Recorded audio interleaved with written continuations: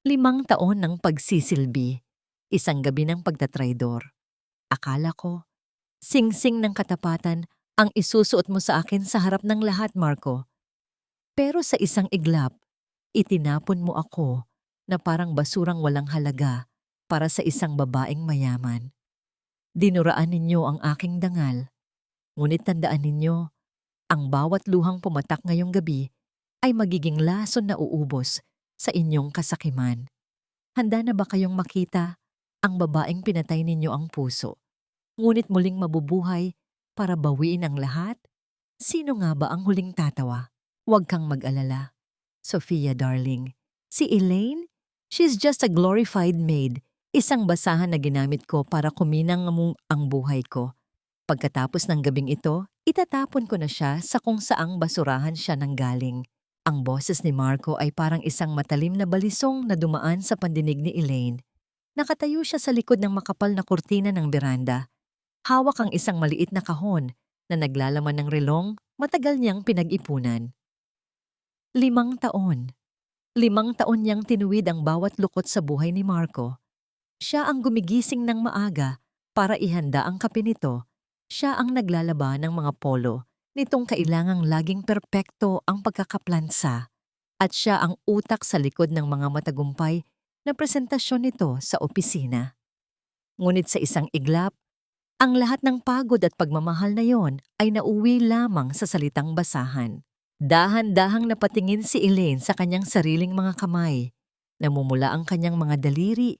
May mga kalyo mula sa walang tigil na pagtatrabaho sa bahay at sa kumpanya ni Marco nang walang kahit anong kapalit. Amoy bawang at pampalasa pa ang kanyang balat dahil buong araw siyang nagluto ng mga paboritong putahe ni Marco para sa engrandeng birthday party nito.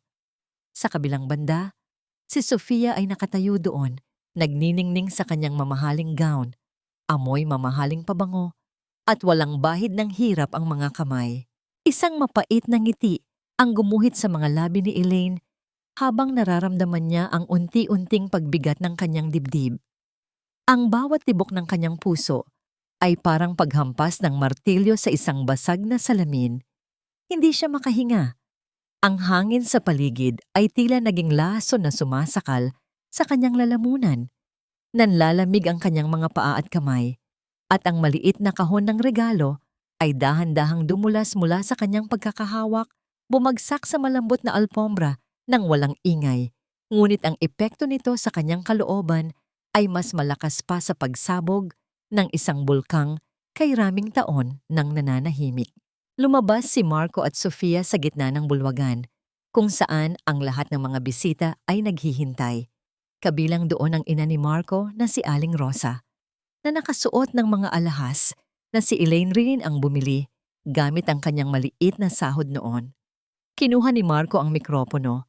Ang kanyang mukha ay puno ng pagkukunwari at tamis.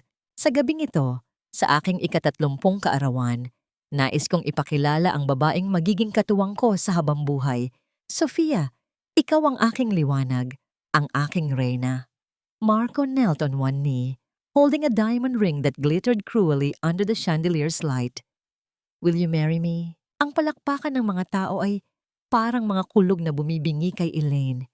Sa isang sulok, nakita niya si Aling Rosa na tumingin sa kanya nang may mapang-uyam na ngiti. Lumapit ang matanda sa kanya. Ang boses ay sadyang narinig ng mga taong malapit sa kanila. "Oh Elaine, bakit ka naiiyak? Huwag mong sabihing akala mo ay ikaw ang luluhuran ng anak ko. Tingnan mo ang sarili mo sa salamin, Hija. Isang hamak na katulong na nangarap maging prinsesa. Mahiya ka naman sa balat mo. Mag-impake ka na, dahil bukas na bukas, wala ka ng lugar sa pamamahay na ito." Bawat salita ni Aling Rosa ay parang karayom na ibinabaon sa kanyang puso ng paulit-ulit. Ang hiya na nararamdaman ni Elaine ay mas matindi pa sa sakit ng pagtatraydor. Ang mga mata ng mga bisita ay nakatitig sa kanya.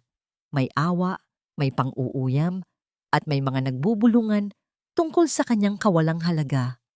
Ang kanyang dignidad ay tila dumi na tinapakan at kinaladkad sa putikan sa harap ng maraming tao. Tumalikod si Elaine, hindi dahil sa takot, kundi dahil sa bigat ng katotohanang sumampal sa kanya. Sa bawat hakbang niya palayo sa bulwagang iyon, tila may bahagi ng kanyang pagkatao ang namamatay at nagiging abo. Lumabas siya ng mansyon, sinalubong ng malamig na simoy ng gabi na tila nakikiramay sa kanyang nagngangalit na damdamin. Tumayo siya sa ilalim ng madilim na langit. Ang ulan ay nagsimulang pumatak. Humahalubilo sa mga luhang hindi na niya mapigilan. Tumingin siya sa malayo, sa direksyon kung saan alam niyang wala na siyang babalikan. Para saan pa ang 5 taon ng pagpapakasakit kung sa dulo ng lahat, ang tanging halaga ko sa'yo ay isang basahan na pwedeng itapon kapag marumi na? Marco, Aling Rosa, itinapon ninyo ang tanging taong tunay na nagmahal sa inyo, ngunit hindi ninyo alam na sa bawat piraso ng durog kong puso, may mabubuong bagong sandata na tatapos sa inyong lahat. Ang bawat numero sa screen ng aking cellphone ay tila mga langgam na kumakain sa natitirang pag-asa sa aking sistema. 0. Isang malaking bilog na sumisimbolo sa kawalan, sa kawalang halaga ng 5 taon kong pagpapakasakit. Ang perang pinaghirapan ko, ang bawat sentimong itinabi ko para sa ating kinabukasan ay naglaho na parang usok sa hangin. Pumasok si Elaine sa maliit na silid na nagsilbi niyang kanlungan sa loob ng 5 taon sa mansyon ni Marco. Basang-basa siya mula sa ulan. Ang bawat patak ng tubig mula sa kanyang buhok ay bumabaon sa lumang sahig na kahoy na tila mga luhang hindi na niya kayang ilabas. Nanginginig ang kanyang mga kamay habang pilit na nire-refresh ang mobile banking app sa kanyang cellphone. Ngunit kahit ilang beses niyang gawin, ang katotohanan ay hindi nagbabago. Ang joint account nila ni Marco, ang account na pinaglalagyan niya ng halos 80% ng kanyang sahod bilang creative assistant nito, ay simot na simot na. Isang pamilyar na yabag ang narinig niya mula sa pinto. Hindi na kailangang lumingon ni Elaine para malaman kung sino ang pumasok. Ang amoy ng mamahaling alak at ang presensya ng taong bumasag sa kanyang puso ay sapat na para manindig ang kanyang balahibo sa galit at pait. Anong ginagawa mo pa rito? Akala ko ba malinaw ang sinabi ni Mama? Ang boses ni Marco ay wala ng bakas ng tamis na dati niyang naririnig. Ito ay malamig, matigas, at puno ng pagmamadali. Humarap si Elaine, ang kanyang mga mata ay nagniningning sa ilalim ng malamig na ilaw ng bumbilya. Ang pera, Marco. Nasaan ang perang pinaghirapan ko? Nasaan ang ipon natin para sa bahay na pangarap natin? Tumawa si Marco, isang maikli at mapanguyam na tawa na tila nanunukso sa kanyang kamangmangan. Lumapit siya kay Elaine at tiningnan ito mula ulo hanggang paa, na parang isang maruming bagay na nakaharang sa kanyang daraanan. Ipon natin? Elaine, huwag kang masyadong ambisyosa. Isipin mo na lang na ang perang iyon ay kabayaran sa 5 taon mong pananatili rito. Ang pagkain mo, ang kuryente, ang tubig na ginamit mo, akala mo ba libre ang lahat ng yon? At saka, ginamit ko ang perang yon para sa investment namin ni Sofia. Mas may patutunguhan ng pera sa kanya kaysa sa mga pangarap mong pangmahirap. Investment? Marco, pera ko yon. Halos wala na akong itinira para sa sarili ko dahil sabi mo ay magpapakasal tayo. Sabi mo ay kailangan nating mag-ipon para sa pamilya natin. Ang sigaw ni Elaine ay galing sa kailaliman ng kanyang kaluluwa. Isang pagsabog ng lahat ng sakit na kinimkim niya. Umakbang ng mas malapit si Marco. Ang kanyang mukha ay nasa harap na ni Elaine. Sapat na para maramdaman ng babae ang init ng hininga nito na amoy alak. Kasalan, pamilya. Look at you, Elaine. You were useful, yes. You did my papers. You cleaned my mess. You kept me comfortable. Pero hindi ka panghabang buhay.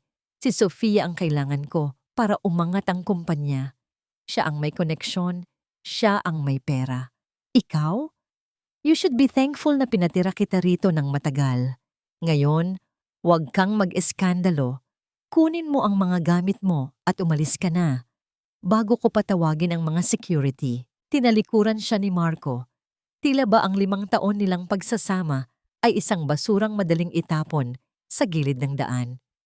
Ang bawat salita nito ay isang matinding sampal ng katotohanan na para kay Marco, siya ay isang kagamitan lamang, isang kasangkapan na matapos pakinabangan ay wala ng halaga. Naiwan si Elaine na nakatayo sa gitna ng silid, ang kanyang katawan ay tila naging bato. Ang lamig ng gabi ay pumasok sa kanyang mga buto, ngunit ang mas matinding lamig ay ang nararamdaman niya sa kanyang kalooban. Dahan-dahan niyang kinuha ang kanyang lumang maleta mula sa ilalim ng kama. Wala siyang maraming gamit. Karamihan sa kanyang pera ay napunta sa mga pangangailangan ni Marco at ng ina nito. Habang isinasara niya ang maleta, ang kanyang cellphone sa ibabaw ng mesa ay biglang nag-vibrate. Isang hindi pamilyar na numero ang tumatawag. Sa gitna ng kanyang pagkalunod sa sakit, sinagot niya ang tawag. Hello? Si Elaine po ba ito? Isang boses ng lalaki ang nasa kabilang linya, tila nagmamadali at puno ng pag-aalala. Oo po, ako nga po. Sino ito? Elaine? Si Mang Kulas ito, ang kapitbahay ng tatay mo sa probinsya. Hija, kailangan mong umuwi agad. Ang tatay mo, isinugod namin sa ospital. Inatake siya sa puso nang malaman niyang wala na palang laman ang bank account na ipinapadalhan mo para sa maintenance niya. Sinisingil na rin kami ng bangko sa utang sa lupa dahil 3 buwan na raw itong hindi nababayaran. Ang cellphone ni Elaine ay dahan-dahang nalaglag mula sa kanyang kamay, bumagsak sa alpombra nang walang tunog. Ang mundo ay tila huminto sa pag-ikot. Ang huling kuta ng kanyang pag-asa, ang tanging dahilan kung bakit siya nananatiling matatag. Ang kanyang ama ay nasa panganib na rin, at ang lahat ng ito ay dahil sa kasakiman ng lalaking nasa kabilang silid. Wala siyang pera, wala siyang matitirhan. At ngayon, ang kanyang ama ay naghihingalo dahil sa kasamaang ginawa ng mga taong pinaglingkuran niya ng tapat. Ang bawat pader ng mansyong ito ay tila tumatawa sa kanyang kabiguan. Ang ulan sa labas ay naging mas malakas, tila isang babala ng mas malaking unos na darating. Napatingin si Elaine sa salamin. Ang babaeng nakikita niya ay hindi na ang masayahin at mapagmahal na Elaine. Ang mga mata nito ay puno ng apoy, isang apoy na nagmula sa abo ng kanyang pagkawasak. Ang kawalan ng katarungan ay nanunuot sa kanyang balat, na tila isang lason na kailangang ilabas. Paano ko maililigtas ang tatay kung kahit isang kusing ay wala akong nadala? Marco, Aling Rosa, kinuha ninyo ang lahat sa akin, pati ang buhay ng kaisa-isang taong mahal ko. Kung mawawala ang tatay dahil sa inyo, sinisiguro ko, hindi lang luha ang kukunin ko sa inyo. Pagbabayaran ninyo ang bawat sentimo, bawat segundo, at bawat patak ng dugo na dumanak ngayong gabi. Ang huling piraso ng aking pagkatao ay nagkakahalaga lamang ng 50,000 piso. 50,000 piso para sa 5 taon ng pag-ibig at isang buhay ng alaala mula sa aking ina. Nakatitig si Elaine sa malamig na salamin ng pawn shop. Sa loob nito, ang gintong kwintas na may pendant na hugis krus, ang tanging pamanang iniwan ng kanyang yumaong ina, ay tila isang bangkay na nakaburol sa ibabaw ng pilus na itim. Ito ang kanyang huling sandata, ang huling hininga ng kanyang nakaraan, na kailangan niyang isakripisyo para sa kasalukuyan. Habang tinatanggap niya ang manipis na sobre ng pera, naramdaman ni Elaine ang tila pagpunit sa kanyang sariling balat. Ang bawat sentimo sa loob niyon ay amoy pawis, amoy pighati, at amoy desperasyon. Hindi siya lumingon nang lumabas siya sa tindahan. Alam niyang kapag lumingon siya, baka hindi na niya kayaning humakbang palayo sa tanging bagay na nag-uugnay sa kanya sa init ng yakap ng isang ina. Mabilis siyang nagtungo sa pampublikong ospital kung saan nakaratay ang kanyang ama. Ang amoy ng antiseptic at ang tunog ng mga gulong ng stretcher na dumadaan sa pasilyo ay tila mga anino na sumasakal sa kanya. Natagpuan niya ang kanyang ama Si Tatay Samuel na maputla at tila unti-unti nang nilalamon ng mapuputing kumot ng ospital. Tay, nandito na po ako. Bulong ni Elaine habang hinahawakan ang magaspang at nanghihinang kamay ng ama. Ang bawat gatla sa palad nito ay kwento ng pagsisikap para mapag-aral siya, mga sakripisyong tila binaliwala lamang ni Marco. Dahan-dahang imulat ni Tatay Samuel ang kanyang mga mata. Ija, bakit ka narito? Ang trabaho mo sa Maynila? Ang kasal ninyo ni Marco? Isang matalim na tinik ang bumaon sa lalamunan ni Elaine. Nilunok niya ang lahat ng pait. Hindi niya kayang sabihin sa naghihingalong ama na ang taong pinagkakatiwalaan nila ay ang siya ring kumuha ng lahat sa kanila. Tay, magpahinga na po kayo. May mas malaking pagkakataon po na dumating. Pupunta po ako ng France. Doon po, mas mabilis tayong makakaipon para sa pagpapagamot ninyo at para mabawi natin ang lupa sa probinsya. France? Napakalayo yun, Elaine. Ang boses ng ama ay tila isang kandilang paubos na ang mitya. Malayo man po, iyon ang tanging paraan. Pangako, Tay, babalik ako. Babalik akong hindi na tayo muling aapihin ng kahit sino. Hahawakan ko ang ating kapalaran, sabi ni Elaine, habang ang kanyang puso ay nanunumpa ng isang tahimik na digmaan. Lumipas ang ilang araw ng mabilis na pag-aayos. Sa tulong ng isang dating kliyente ni Marco, na lihim na humahanga sa talento ni Elaine sa paggawa ng mga scent profiles, nakakuha siya ng working visa bilang isang apprentice sa isang maliit na laboratorio sa Grasse. Ang sentro ng pabango sa France, ito ay isang sugal, isang pagtalon sa madilim na bangin na walang kasiguraduhan kung may sasalo sa kanya. Nakatayo si Elaine sa gitna ng siksikang Ninoy Aquino International Airport. Hawak niya ang isang maliit na backpack at ang kanyang pasaporte na tila ito ang kanyang tanging kaligtasan. Ang paligid ay puno ng mga masasayang pamilyang nagpapaalam, ngunit siya ay nag-iisa. Walang Marco na maghahatid sa kanya, walang Aling Rosa na magbabasbas. Tanging ang galit at ang pangako sa ama, ang kanyang baon. Habang naghihintay ng kanyang boarding call, aksidenteng napatingin si Elaine sa malaking television screen sa waiting area. Ang balita ay tungkol sa Wedding of the Year. Doon, nakita niya si Marco, nagniningning sa kanyang puting taksido habang masayang hinahalikan ng kamay ni Sofia sa harap ng altar ng isang engrandeng katedral. Ang caption sa ibaba ay tila isang lason na kumalat sa kanyang sistema. Business tycoon Marco Imperial weds Heiress Sofia Madrigal in a multi-million peso ceremony. Ang mga tao sa paligid ay nagbubulungan, humahanga sa ganda ng kasal, sa yaman, at sa pag-iibigan ng dalawa. Walang nakakaalam na ang bawat bulaklak sa altar na yon, ang bawat patak ng wine sa kanilang baso, ay binayaran ng dugong galing sa isang pamilyang winasak nila. Nanigas ang mga panga ni Elaine, ang kanyang mga kuko ay bumaon sa kanyang mga palad hanggang sa makaramdam siya ng hapdi. Ngunit ang hapdi sa kanyang balat ay wala pang kalahati ng apoy na nagniningas sa kanyang dibdib. Hindi siya umiyak. Ang kanyang mga luha ay natuyo na ng puot. Magsaya kayo, Marco. Ubusin ninyo ang perang ninakaw ninyo sa akin. Dahil pagbalik ko, sisiguraduhin kong ang bawat halakhak ninyo ngayon ay magiging isang mahabang panaghoy. Bulong niya sa hangin. Ang boses ay kasing lamig ng bakal. Narinig niya ang huling tawag para sa kanyang flight.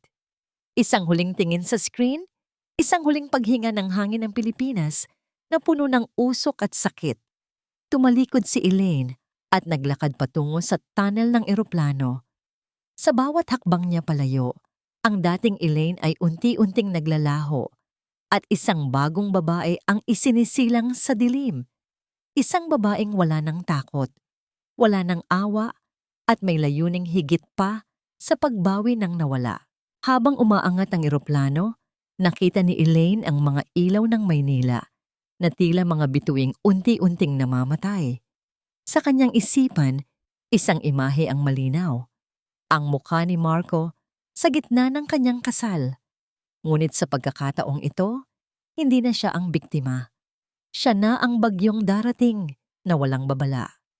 Ang ganda ng Paris ay isang masakit na kasinungalingan para sa mga taong walang laman ng bulsa at puno ng sugat ang puso. Ang malamig na hangin ng taglamig sa Pransya ay hindi katulad ng amihan sa Pilipinas.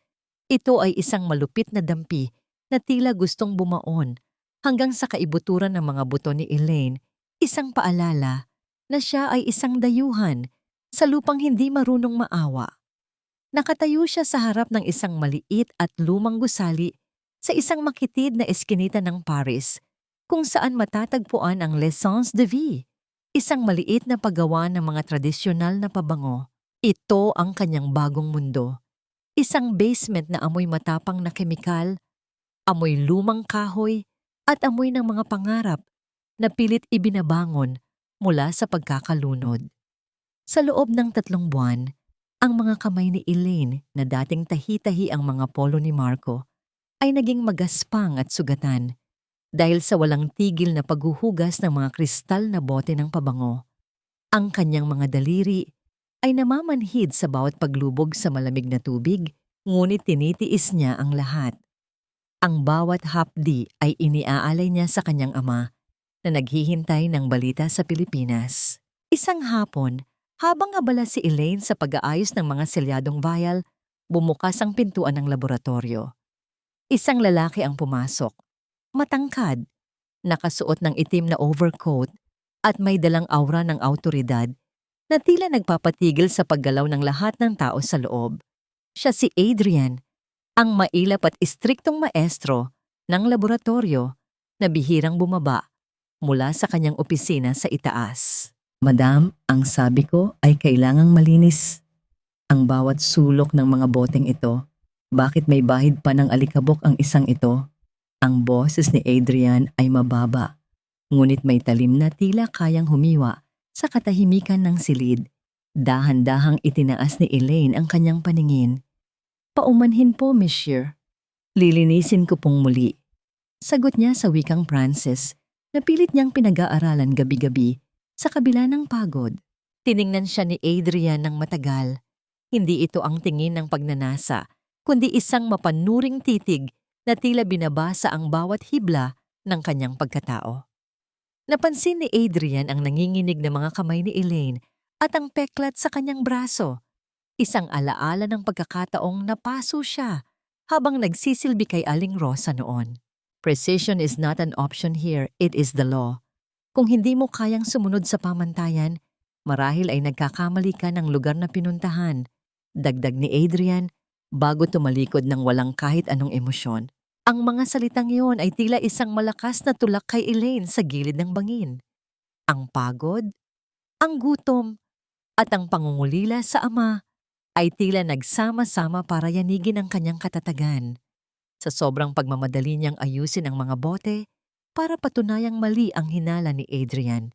Isang tray ng mga mamahaling crystal vials ang hindi niya sinasadyang masagi. Isang matalim na tunog ng pagkabasag ang pumuno sa buong laboratorio. Ang mga kristal ay nagkalat sa sahig at ang mahalagang langis ng mga bulaklak na kinuha pa mula sa malalayong lugar ay dahan-dahang kumalat, naglalabas ng isang samyong napakabango, ngunit para kay Elaine, ito ay amoy ng kabiguan. Napatigil ang lahat. Ang bawat trabahador ay lumingon sa kanya na may halong gulat at panunumbat.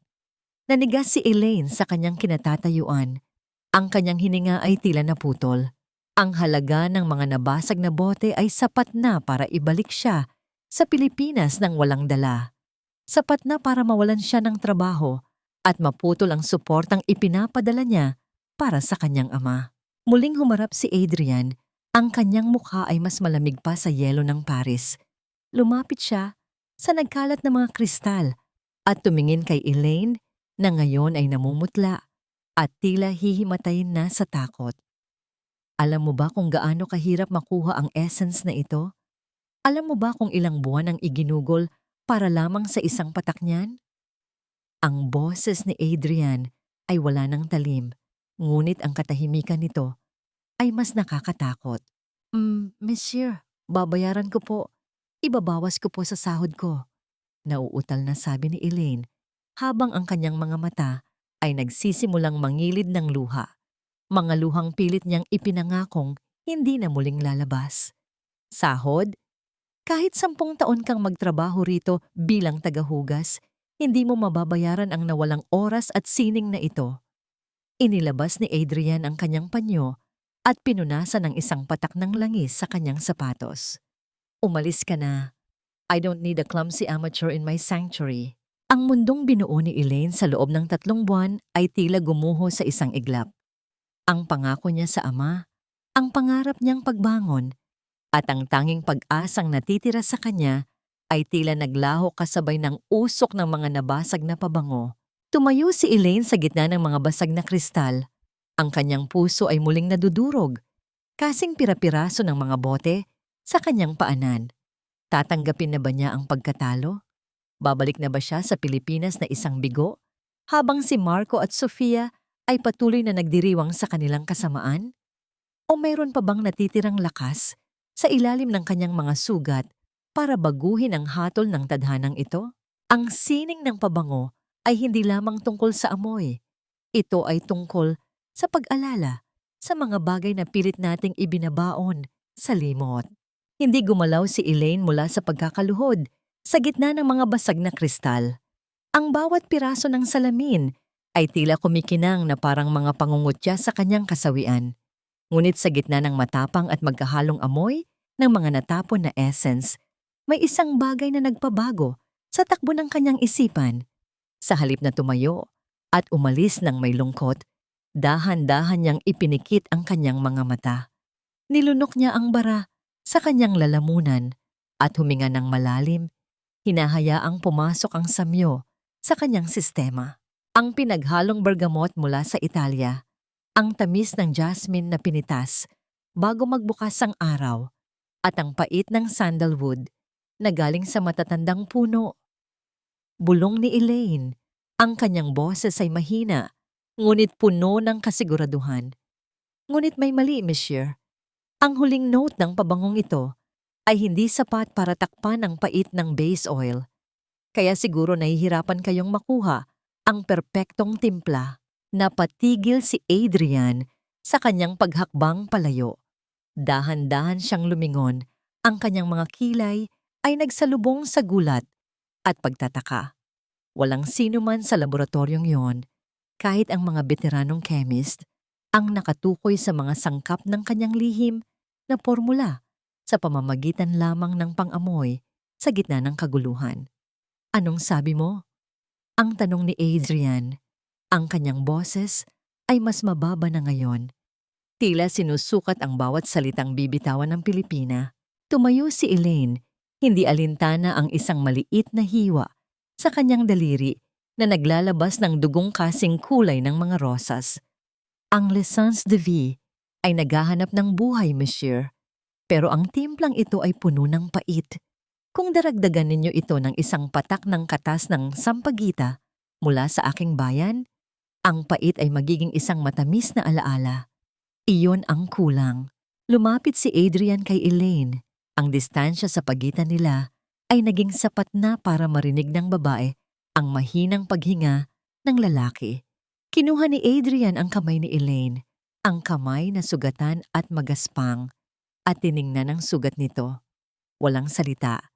Inilabas ni Adrian ang kanyang mamahaling panyo at dahan-dahang itinali ito sa sugat ni Elaine. Ang bawat haplos ng kanyang mga daliri ay may kakaibang ingat. 1 kilos na malayo sa kanyang pagiging istrikto kanina. You have the nose, Elaine, isang bihirang talento na hindi itinuturo sa kahit anong paaralan. Bulong ni Adrian habang nakatitig sa mga mata ng babae. Maraming marunong maghalo, pero iilan lang ang marunong makinig sa sinasabi ng mga bulaklak. Simula sa araw na yon, ang buhay ni Elaine sa Paris ay nagbago. Hindi na siya ang tagahugas ng bote na laging nakayuko sa gilid. Ginawa siyang apprentice ni Adrian. Sa ilalim ng gabay ng maestro, natutunan ni Elaine ang sining ng paghihiwalay ng mga amoy, ang chemistry ng emosyon, at ang kapangyarihan ng bawat patak ng langis. Sa bawat gabi ng pagtatrabaho, unti-unting nabubura ang imahe ng panlalait ni Aling Rosa at ang pagtatraidor ni Marco, napapalitan ng pagtuon sa kanyang sining. Isang gabi, habang nag-iisa si Elaine sa laboratorio para tapusin ang isang bagong scent profile, inutusan siya ni Adrian na kumuha ng isang lumang ledger sa kanyang pribadong opisina sa itaas. Ang opisina ni Adrian ay amoy lumang libro at leather, isang lugar na puno ng misteryo. Habang hinahanap ang ledger sa ibabaw ng malaking mesa na gawa sa mahogany, aksidenteng nasagi ni Elaine ang isang nakataob na picture frame. Dahan-dahan niya itong itinuwid. Ang kanyang puso ay tila tumigil sa pagtibok nang makita ang larawan sa loob. Ito ay isang luma at kupas na litrato ng isang babaeng nakasuot ng tradisyonal na kasuotan ng mga Pilipina, isang Maria Clara. Ang babae sa larawan ay may mga matang puno ng pangarap. At ang pinakanakakagulat sa lahat, ang mukha nito ay halos kamukha ni Elaine. Sino ang babaeng ito sa buhay ni Adrian? Bakit ito nakatago sa kanyang pribadong silid? Narinig ni Elaine ang tunog ng yabag ng sapatos ni Adrian na paakyat sa hagdan. Ang bawat hakbang nito ay tila isang babala. Mabilis niyang ibinalik ang larawan sa dating posisyon, ngunit ang tanong sa kanyang isipan ay nanatiling nagniningas. Sa gitna ng kanyang pagbangon, tila may isang lihim na nakakakabit sa kanyang tadhana at sa lalaking nagligtas sa kanya mula sa putikan. Nang bumukas ang pinto, pumasok si Adrian na may dalang 2 tasa ng mainit na tsa.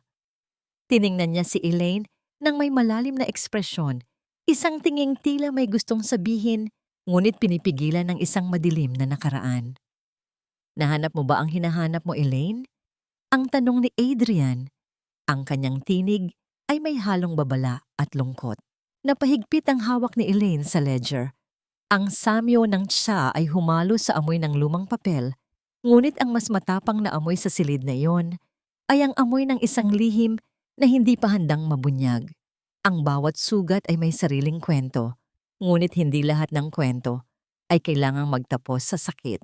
Nanatiling tahimik si Elaine habang iniiaabot ang ledger kay Adrian.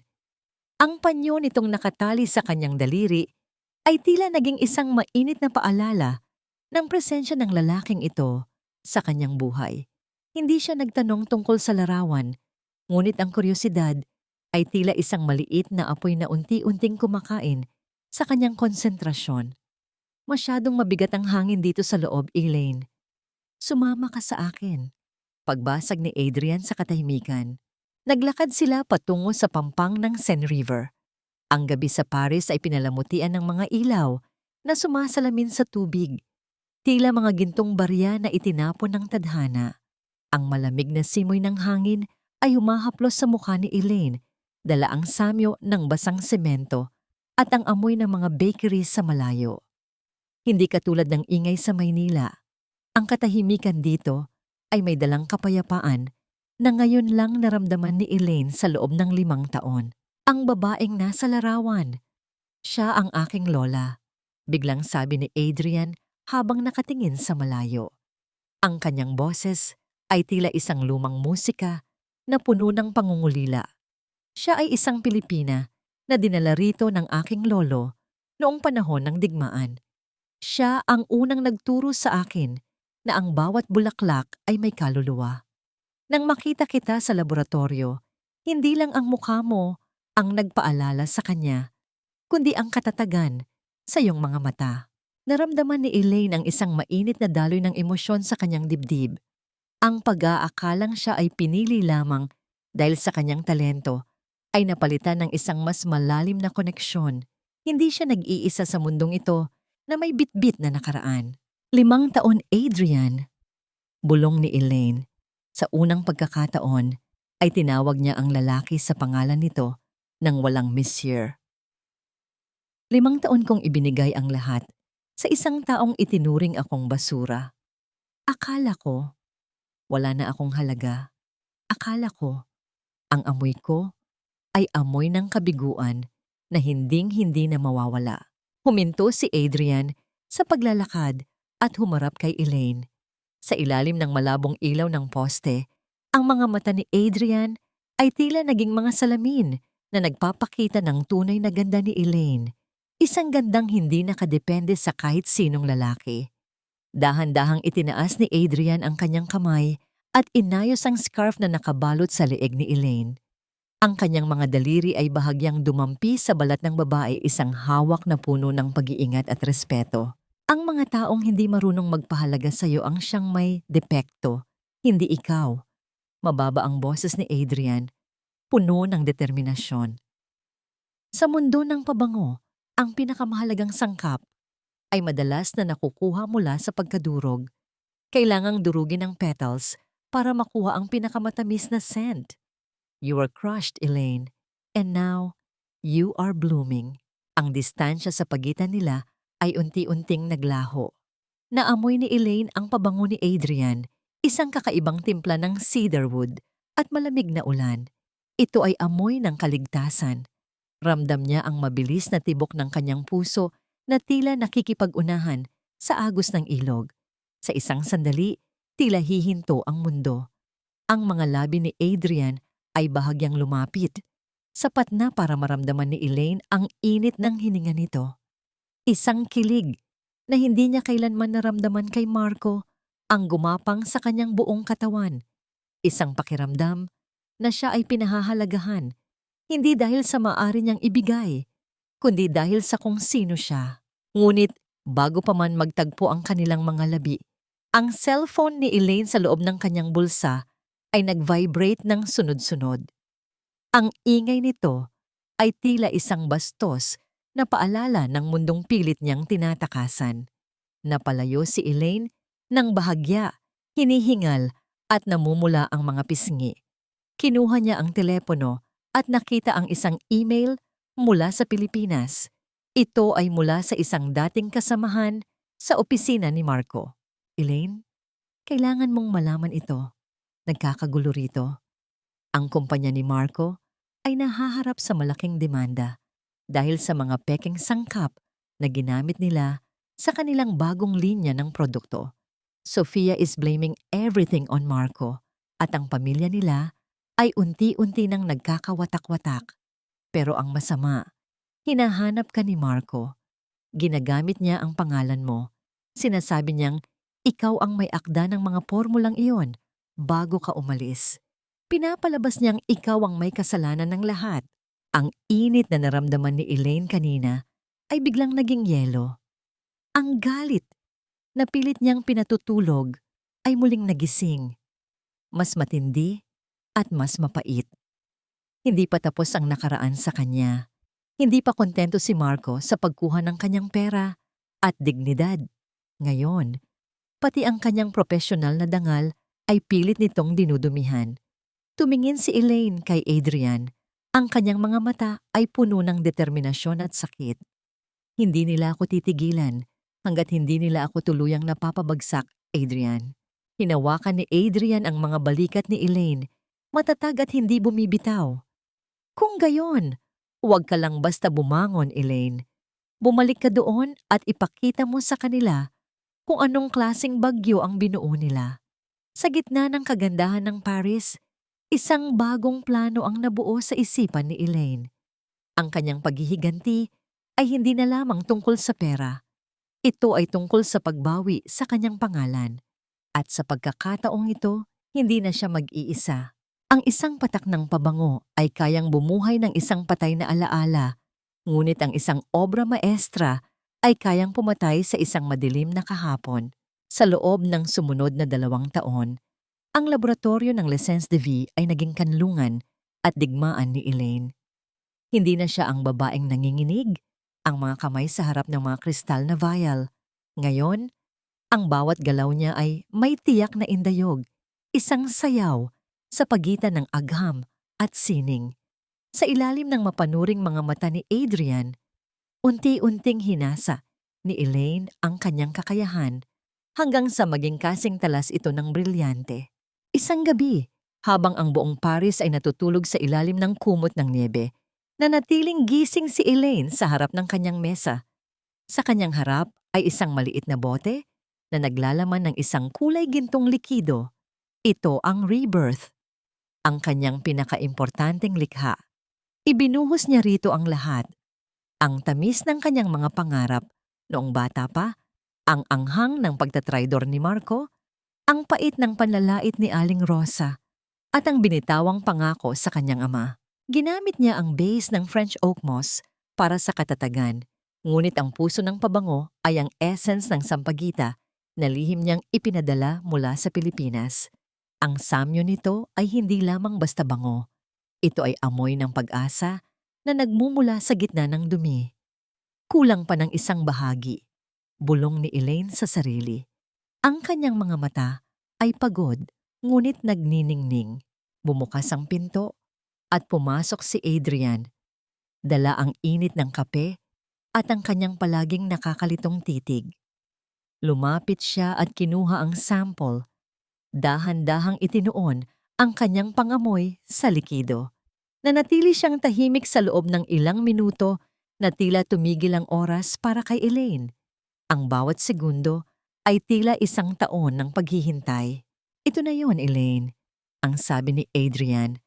Ang kanyang boses ay puno ng paghanga na hindi niya kayang itago. Hindi mo lang binuo ang isang pabango. Binuo mo ang iyong sariling kaluluwa sa loob ng boteng ito. Ang tagumpay ng Rebirth ay hindi nagtapos sa loob ng laboratorio. Ipinasok ito ni Adrian sa prestihiyosong Grand Prix de la Parfumerie sa Europe. Sa harap ng mga pinakamaimpluwensyang tao sa industriya, tumayo si Elaine, isang Pilipina na dating itinuring na basahan. Suot ang isang simpleng itim na gown na lalong nagpaangat sa kanyang likas na ganda. Nang ianunsyo ang nagwagi, ang pangalan ni Elaine ang umalingaw-ngaw sa buong bulwagan. Ang palakpakan ay tila isang malakas na hampas ng alon na naghugas sa lahat ng kanyang hiya noong araw ng party ni Marco. Ngunit ang pinakamahalagang bahagi ng kanyang tagumpay ay hindi ang gintong tropeo, kundi ang premyong kasama nito. Isang pandaigdigang paglulunsad ng pabango. At ang unang destinasyon ng tour ay walang iba, kundi ang Maynila. Handa ka na bang harapin sila? Tanong ni Adrian habang naglalakad sila palabas ng gusali. Ang niebe ay dahan-dahang sumasabay sa kanilang mga hakbang. Hinawakan ni Elaine ang tropeyo ng mahigpit. Hindi lang ako handa, Adrian. Gusto kong makita nila kung gaano kabango ang tagumpay ng taong tinangka nilang bulukin sa putikan.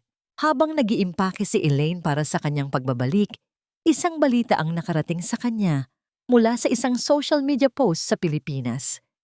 Ang kumpanya ni Marco, ang Imperial Fragrances, ay nasa bingit na ng pagbagsak. Ang kanilang huling produkto ay napatunayang nagdudulot ng skin allergies dahil sa mga murang kemikal na ginamit nila para makatipid. Ang mga investor ay isa-isang bumibitiw at si Sofia ay napabalitang nakikipag-divorce na kay Marco para iligtas ang kanyang sariling yaman. Isang malamig na ngiti ang sumilay sa mga labi ni Elaine. Ang tadhana ay may sariling paraan ng pagbabalik ng mga utang. Ngunit para kay Elaine, hindi sapat na makitang bumagsak si Marco. Gusto niyang siya mismo ang maging huling pako sa kabaong ng ambisyon ng lalaking sumira sa kanya. Sa susunod na linggo, Maynila. Bulong ni Elaine sa hangin ng Paris. Naramdaman niya ang isang kamay sa kanyang balikat. Si Adrian, palaging nasa kanyang likuran, handang sumuporta. Huwag mong kakalimutan, Elaine, hindi ka babalik doon para maghiganti ng marumi. Babalik ka doon para ipakita ang liwanag na hindi nila kayang abutin. Tumango si Elaine. Ang Rebirth ay hindi lamang para sa kanya. Ito ay para sa kanyang ama. At para sa lahat ng mga kababaihang minsan nang sinabihang wala silang halaga. Ang laban ay magsisimula pa lamang at sa pagkakataong ito, ang amoy ng tagumpay ay hindi na matatakpan ng kahit anong kasinungalingan.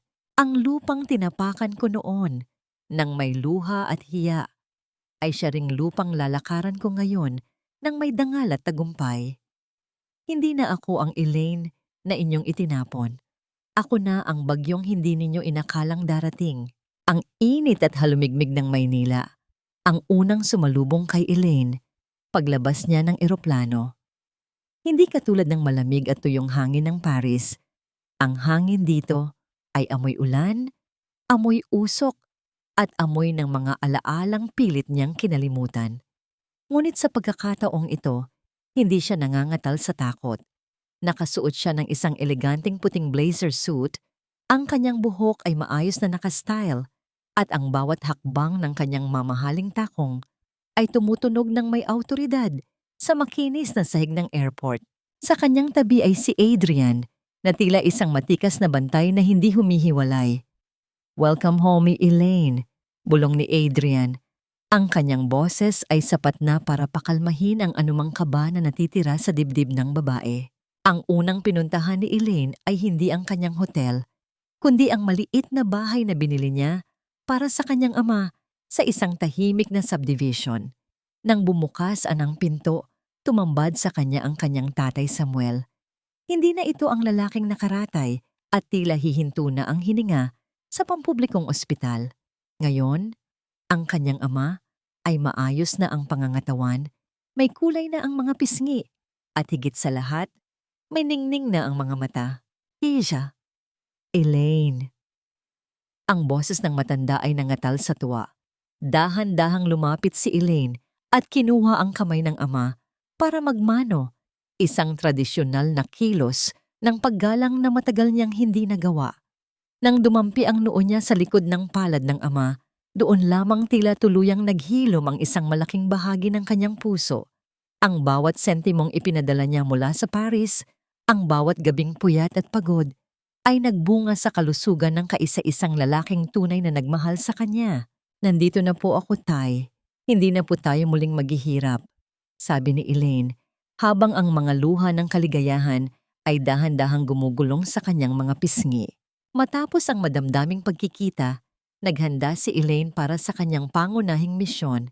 Ang paglulunsad ng Rebirth sa Pilipinas ay gaganapin sa isang marangyang ballroom, ang mismong lugar kung saan gaganapin din ang anibersaryo ng kumpanya ng mga madrigal, ang pamilya ni Sofia. Isang sinadyang pagkakataon na binuo ni Adrian para sa kanya.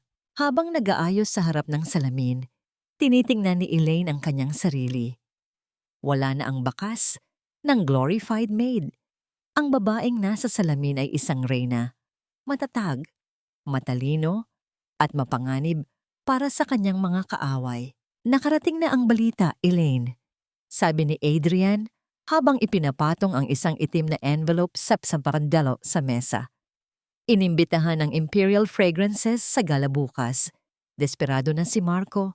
Balita ko ay ibinenta na nila ang kanilang huling ari-arian para lamang makadalo sa event na ito sa pag-asang makakakuha sila ng bagong investor. Isang mapait na ngiti ang sumilay sa mga labi ni Elaine. Gusto nilang makakita ng pag-asa? Ibibigay ko sa kanila ang ilusyon ng pag-asa bago ko ito tuluyang bawiin.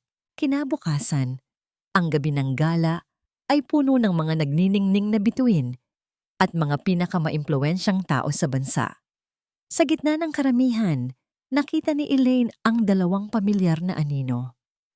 Si Marco, na ngayon ay tila tumanda ng 10 taon, ang kanyang tuxedo ay hindi na kasing kinis ng dati. At sa tabi nito ay si Aling Rosa, na pilit pa ring nag-aanyo na mayaman kahit bakas na ang pagkabalisa sa mukha. Hindi pa nila napapansin si Elaine. Nakatuon ang kanilang pansin sa entablado, naghihintay sa pagpapakilala sa mysterious master perfumer mula sa Paris na siyang magiging susi ng bagong trend sa merkado. Ladies and gentlemen, ang anunsyo ng host ay bumasag sa bulungan ng mga tao. Nais naming ipakilala ang babaeng nasa likod ng global sensation na Rebirth, ang ating kauna-unahang Filipina Grand Prix winner, Miss Elaine Diwa. Bumukas ang mga spotlight at tumuon ang liwanag sa itaas ng malaking hagdanan. Dahan-dahang humakbang si Elaine pababa. Ang kanyang gown na kulay ginto ay tila nagniningning na parang tunay na apoy. Ang bawat mata sa bulwagan ay nakatuon sa kanya, puno ng paghanga at gulat. Sa ibaba, nakita ni Elaine ang literal na paglaglag ng panga ni Marco. Ang baso ng champagne na hawak nito ay dahan-dahang nanginig hanggang sa tumapon ang laman sa kanyang sariling sapatos. Si Aling Rosa naman ay napahawak sa kanyang dibdib. Ang kanyang mukha ay naging kasing puti ng papel, tila nakakita ng isang multo mula sa nakaraan. Tumigil si Elaine sa harap ng mikropono, diretso ang tingin sa mga mata ni Marco na puno ng takot at hindi makapaniwalang pagkakakilanlan. Magandang gabi sa inyong lahat. Ang boses ni Elaine ay kalmado, malinaw, at puno ng kapangyarihan. Sinasabing ang pabango ay ang sining ng paggawa ng invisible na alaala. Ngayong gabi, narito ako para paalalahanan ang ilan sa inyo na ang mga aninong pilit ninyong ibinaon ay marunong ding bumangon. Ang bulong-bulungan sa paligid ay naging isang bingit ng katahimikan. Nararamdaman ni Elaine ang matinding titig ni Marco, isang titig na puno ng pagsisisi, pagnanasa at takot. Lumapit si Marco, tila hinihila ng isang puwersang hindi niya mapigilan. Pilit na binabagtas ang karamihan para makalapit sa babaeng dati niyang minaliit. Elaine! Ang nauutal na tawag ni Marco, sapat na para marinig ng mga taong nasa paligid nila. Tumingin si Elaine sa kanya, hindi nang may galit, kundi nang may nakakatakot na kawalan ng pakialam. Ito ang huling kuko sa pangarap ni Marco. Ang malaman na sa kabila ng lahat ng kanyang ginawa, siya ay wala na ring halaga sa mga mata ng babaeng sinira niya. Ngunit bago pa man makapagsalita muli si Marco, isang pamilyar at matinis na boses ang sumingit mula sa likuran. Anong kailangan mo sa anak ko? Ikaw na babae ka. Akala mo ba ay madadaan mo kami sa pagbibihis mayaman? Si Aling Rosa, sa kabila ng takot, ay pilit pa ring inilalabas ang kanyang lason. Ngumiti si Elaine, isang ngiting kasing lamig ng kamatayan. Aling Rosa, hindi ko kailangan ng kahit ano sa inyo. Dahil sa katotohanan, ako na ang may-ari ng lahat ng kumpanyang pinagkakautangan ninyo. Ang katahimikan sa ballroom ay tila naging isang matalim na kutsilyo. Ang paghihiganti ni Elaine ay hindi pa tapos, at ang gabing ito ay simula pa lamang ng totoong impyerno para sa mga taong nagakalang ang isang basahan ay mananatiling marumi habang buhay. Ang bawat sentimong ninakaw ninyo, bawat luhang pumatak sa aking mga mata, at bawat gabi ng pagkakasakit ng aking ama, lahat iyon ay may resibo, Marco. At ngayong gabi, dumating na ang takdang panahon ng paniningil. Ang boses ni Elaine ay hindi mataas, hindi rin ito nanginginig. Ito ay may tonong kasing talim ng laser na humihiwa sa kapalaluan ng pamilyang imperial. Sa gitna ng nagniningning na ballroom, ang mga bisita ay tila naging mga estatwa, hindi makapaniwala sa revelasyong kanilang narinig. Ang rebirth ay hindi lamang pala pangalan ng iyong isang pabango. Ito ay ang proyektong kumuha sa mga utang ng kumpanya ni Marco mula sa mga bangko. Napaatras si Marco. Ang kanyang mga kamay ay tila nawalan ng lakas, kaya't ang basong hawak niya ay tuluyan nang nalaglag sa sahig. Ang tunog ng pagkabasag ng kristal ay bumasag sa katahimikan ng bulwagan. Ang kanyang mga mata ay puno ng kalituhan, takot, at isang uri ng pagnanasang hindi nararapat. Ngayon lang niya napagtanto ang tunay na halaga ng babaeng itinapon niya. Ang dating glorified maid ay isa na palang higante na kayang purnada ang kanyang buong kinabukasan sa isang iiglap. Elaine, hindi mo magagawa ito. Nagmahalan tayo, di ba? Alam kong galit ka, pero huwag naman nating idamay ang negosyo. Ang nauutal na pakiusap ni Marco, pilit na humahakbang papalapit, tila umaasang ang kanyang dating karisma ay tatalab pa rin. Ngunit bago pa siya makalapit ng tuluyan, isang matikas na figura ang humarang sa kanyang harapan. Si Adrian, na may tindig na tila isang pader ng bakal, ay tumingin kay Marco nang may matinding pandidiri. Ang kanyang presensya ay sapat na para ipaalala kay Marco kung gaano siya kaliit sa harap ng isang tunay na Ginoo. Ang pag-ibig ay hindi isang lisensya para magnakaw at manira ng buhay, Monsieur Imperial. Ang malamig na sabi ni Adrian. Miss Diwa is no longer the person you can manipulate. Kung may sasabihin ka, idaan mo sa mga abogado namin. Sa kabilang banda, si Aling Rosa ay hindi na nakatiis. Ang kanyang mukha ay namumula sa galit at hiya. Huwag kang maniwala sa kanya, Marco. Nagpapanggap lang yan. Saan kukuha ng ganyang pera ang isang hampas lupang katulong? Baka kung sinong matanda ang kinapitan mo sa France para lang makabili ng magarang damit. Isang malakas na bulungan ang gumapang sa buong ballroom dahil sa bastos na paratang ni Aling Rosa. Ngunit si Elaine ay nanatiling kalmado. Dahan-dahan siyang lumapit sa matanda. Ang samyo ng kanyang pabangong rebirth ay tila naging isang invisible na pader na nagpapaliit kay Aling Rosa. Aling Rosa, ang tawag po sa ginagawa ko ay hard work at talent. Mga bagay na hindi ninyo itinuro sa inyong anak dahil mas pinahalagahan ninyo ang shortcut tungo sa yaman. Bulong ni Elaine, sapat na para marinig ng matanda. Ang bahay na tinitirhan ninyo, bukas ng 10:00 ng umaga, ilalabas na ang notice of foreclosure. Ang mga alahas na suot ninyo ngayon, ibinenta na yan ni Marco sa akin nang hindi ninyo alam. Pambayad lang sa interes ng utang niya nung nakaraang buwan. Nanlaki ang mga mata ni Aling Rosa at napatingin sa kanyang anak. Marco, totoo ba ito? Hindi nakasagot si Marco. Napayuko na lamang siya. Ang kanyang katawan ay tila nawalan ng buto. Ang hiya na ipinalasap nila kay Elaine noon ay bumalik sa kanila ng 10 beses ang tindi. Ang bawat mata sa ballroom ay tila mga hukom na nagbababa ng hatol ng kamatayan sa kanilang reputasyon. Tumalikod si Elaine. Hindi na binigyan ng kahit isang sulyap ang mag-ina. Naglakad siya patungo sa veranda ng ballroom para makalanghap ng sariwang hangin. Sumunod si Adrian, tahimik at palaging nasa kanyang likuran. Masyado ka bang nahirapan? Tanong ni Adrian habang ipinapatong ang kanyang coat sa mga balikat ni Elaine. Huminga ng malalim si Elaine, nakatingin sa mga ilaw ng lungsod. Akala ko ay masisiyahan ako ng sobra kapag nakita ko silang nagmamakaawa. Pero ang totoo, Adrian, nakakaramdam lang ako ng pagod. Pagod na bitbitin ang galit na ito. Dahil ang puso mo ay hindi ginawa para sa poot, Elaine. Ginawa ito para sa paglikha. Sagot ni Adrian. At sa pagkakataong ito, kinuha niya ang kamay ni Elaine at dahan-dahang hinalikan ang likod nito.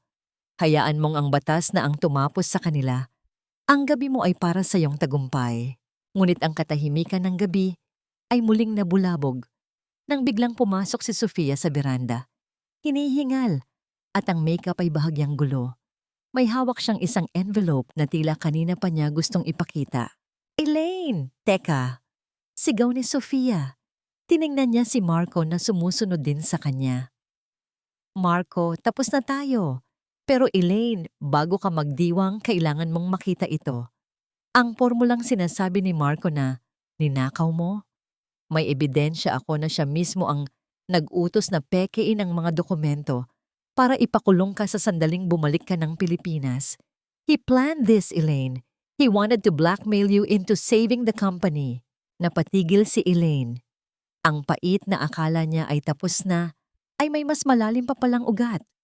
Hindi lang pala pera ang kinuha ni Marco. Balak pa siyang sirain nito, nang tuluyan para lamang sa sariling kapakanan. Tumingin si Elaine kay Marco, na ngayon ay nakatayo sa pinto ng beranda. Ang mukha ay puno ng desperasyon. Ganyan ka ba kadesperado, Marco? Ipakukulong mo ang taong minahal mo? Hindi, Elaine. Para lang naman yon sa kumpanya. Para sa atin. Ang depensa ni Marco, isang malinaw na gaslighting na hindi na gumagana.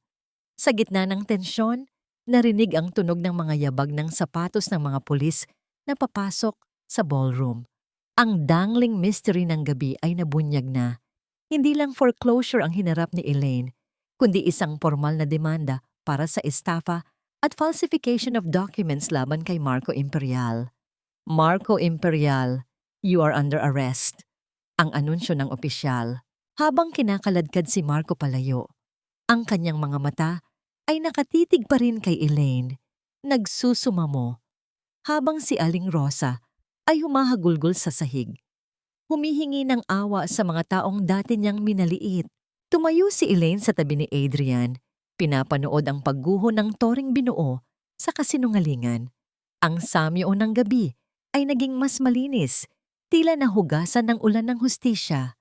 Ngunit sa likod ng tagumpay, isang tanong ang nanatili sa isipan ni Elaine. Sapat na ba ang hustisyang ito para tuluyan siyang maging malaya? Ang pinakamasakit na parusa ay hindi ang rehas na bakal, kundi ang makita ang langit mula sa impyernong ikaw mismo ang gumawa. At para kay Marco, ang impyernong iyon ay may pangalan. Si Sofia. Ang dating marangyang mansyon ng mga imperial ay tila naging isang libingan ng mga pangarap.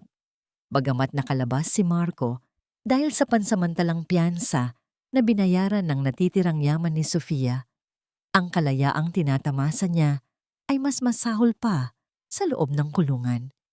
Ang bawat sulok ng bahay na dati ay amoy mamahaling kandila at sariwang bulaklak.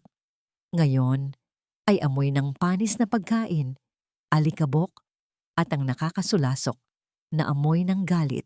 Nakaupo si Marco sa gilid ng kanilang kama. Hawak ang kanyang ulo na tila sasabog na sa tindi ng problema. Sa harap niya, si Sofia ay abala sa pag-iimpake ng kanyang mga mamahaling bag. Ang mukha nito, na dati ay puno ng tamis kapag may kailangan, ngayon ay nakangiwi sa pandidiri habang nakatingin sa kanya. Ano ba, Marco? Magsalita ka naman. Hindi pwedeng pati ang mga ari-arian ng pamilya ko ay madamay sa demanda mo. My father is furious. Sinisira mo ang pangalan namin. Ang sigaw ni Sofia ay tila isang matalim na pako na ibinabaon sa sentido ni Marco. Sinusubukan ko naman ka, Sofia, di ba? Pero ang lahat ng bank accounts ko ay naka-freeze. Si Elaine ang may hawak ng lahat. Ang boses ni Marco ay basag, malayo sa dating hambog na tycoon. Isang matunog na tawa ng pang-uuyam ang isinagot ni Sofia. Lumapit ito sa kanya at dinuro ang kanyang mukha. Elaine na naman? Ganyan ka ba kahina? Isang dating katulong lang ang nagpabagsak sa'yo? You're pathetic, Marco. At ang nanay mong matanda, wala na ring ginawa kundi umiyak at magreklamo. Akala ko ba ay reyna siya rito? Ngayon, para siyang basang sisiw na pakalat-kalat sa kusina. Kasabay ng mga salitang yon ay ang tunog ng pagbagsak ng isang tray ng pagkain mula sa labas ng pinto. Nakatayo doon si Aling Rosa, nanginginig ang mga tuhod at ang kanyang mga mata ay puno ng luha. Ang pagkaing inihanda niya para kay Sofia, isang pagtatangkang suyuin ng manugang, ay nagkalat na sa sahig. Sofia, paano mo nasasabi ang mga bagay na yan? Ako ang biyenan mo. Ang nanghihinang sabi ni Aling Rosa. Ang kanyang marangyang duster ay may mga mantsa na at ang kanyang mga alahas ay wala na dahil naisangla na ni Marco ang lahat. Tiningnan siya ni Sofia mula ulo hanggang paa na parang isang basurang nakaharang sa kanyang daraanan. Biyenan, noong mayaman pa kayo, oo. Pero ngayon, isa ka na lang pabigat sa bahay na ito. Kung gusto mong manatili rito habang hinihintay ang foreclosure, matuto kang maglinis ng sarili mong kalat. At huwag mo akong pakikialaman dahil pera ko na lang ang nagpapakain sa inyo. Padabog na lumabas si Sofia. Iniwan ang mag-ina sa gitna ng kanilang pagkawasak. Si Aling Rosa ay dahan-dahang napaupo sa sahig, humahagulgol habang pinupulot ang mga piraso ng basag na plato. Ito ang babaeng dating nag-uutos kay Elaine na linisin ang bawat sulok ng mansyon. Ngayon ay siya na ang gumagawa niyon sa ilalim ng panglalait ng ibang tao. Napatingin si Marco sa kanyang ina, ngunit wala siyang naramdamang awa, kundi pagsisisi. Naalala niya kung paano pagsilbihan ni Elaine ang kanyang ina nang may pagmamahal at pasensya sa loob ng 5 taon sa kabila ng lahat ng pambabastos nito. Naalala niya kung paano siya salubungin ni Elaine ng isang matamis na ngiti at mainit na yakap Sa tuwing uuwi siyang pagod, dahan-dahang tumayo si Marco at lumakad patungo sa bintana. Mula sa malayo nakita niya sa isang dambuhalang billboard ang mukha ni Elaine. Ang kanyang dating kasintahan ay nagniningning, tila isang bituin na hindi na niya kayang abutin. Ang samyo ng tagumpay ni Elaine ay nararamdaman niya hanggang sa kanyang kinaroroonan, habang siya ay unti-unting nabubulok sa sariling amoy ng kabiguan. "Elaine, ano ang ginawa ko?" Bulong ni Marco sa hangin. Isang lumang sobre ang nakita niya sa ibabaw ng drawer. Isang liham na isinulat ni Elaine para sa kanilang anibersaryo noong nakaraang taon na hindi niya kailanman binasa. Binuksan niya ito nang may nanginginig na mga kamay. "Marco, kahit anong mangyari, nandito lang ako. Ang tagumpay mo ay tagumpay ko rin. Hinding-hindi kita iiwan dahil ikaw ang aking tahanan." Bawat salitang nakasulat sa liham ay tila tumatama ng mabigat sa kanyang dibdib. Pinunit iyon ni Marco, hindi dahil sa galit, kundi dahil sa sakit na hindi na niya kayang harapin. Ang tahanang tinutukoy ni Elaine, siya rin mismo ang sumira, gamit ang sarili niyang mga kamay.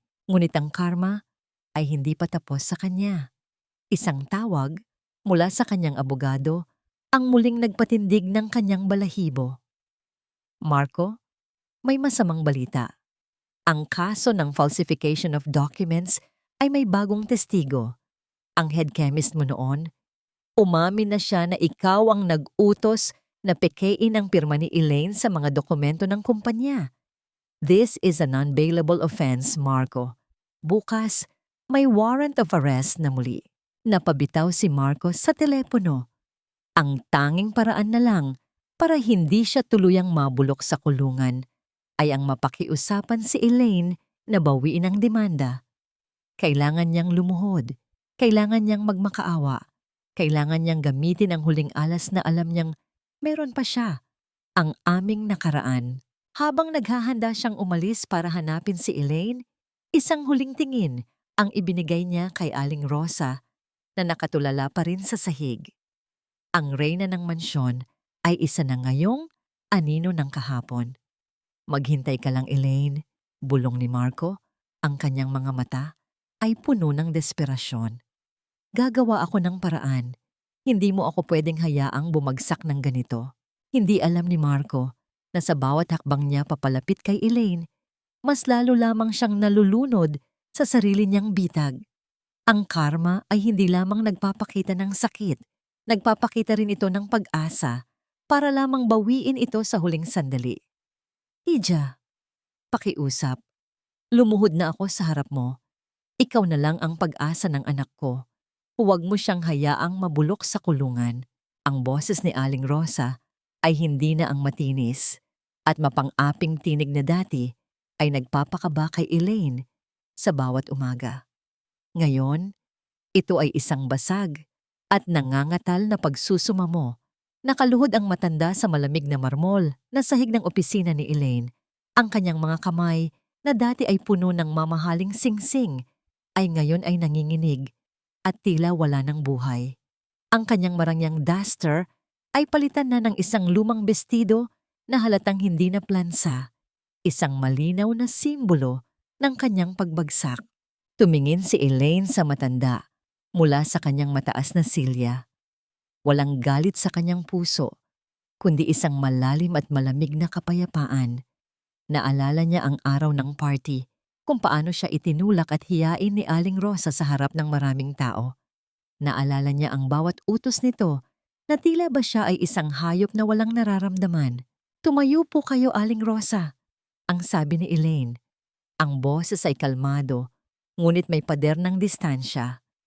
"Hindi po angkop na lumuhod ang isang tulad ninyo sa harap ng isang katulong lamang. Di ba? Elaine, wag mo na akong sumatan, Hija. Alam kong nagkamali ako. Pero si Marco, mahal ka niya. Naguluhan lang siya dahil kay Sofia. Pilit pa ring pagtatanggol ng ina sa kanyang anak. Isipin mo ang utang na loob mo sa amin. Kami ang tumanggap sa iyo noong wala kang matirhan sa Maynila. Kami ang nagbigay sa iyo ng pagkakataon. Isang mapait na ngiti ang sumilay sa mga labi ni Elaine. Utang na loob? Binayaran ko na po iyon sa 5 taon ng libreng serbisyo. Sa mga gabing hindi ako nakatulog para lang sa mga luho ninyo at sa perang ninakaw ni Marco sa akin para ipangsustento sa inyo. Kung tutuusin po, kayo ang may malaking utang sa akin. Isang utang na hindi mababayaran ng kahit anong halaga ng pera. Biglang bumukas ang pinto ng opisina. Pumasok si Marco. Hinihingal at ang muka ay puno ng pawis. Napatigil siya nang makita ang kanyang ina na nakaluhod sa paanan ni Elaine. Ang kanyang puso ay tila pinipiga sa hiya at galit, ngunit wala siyang magawa.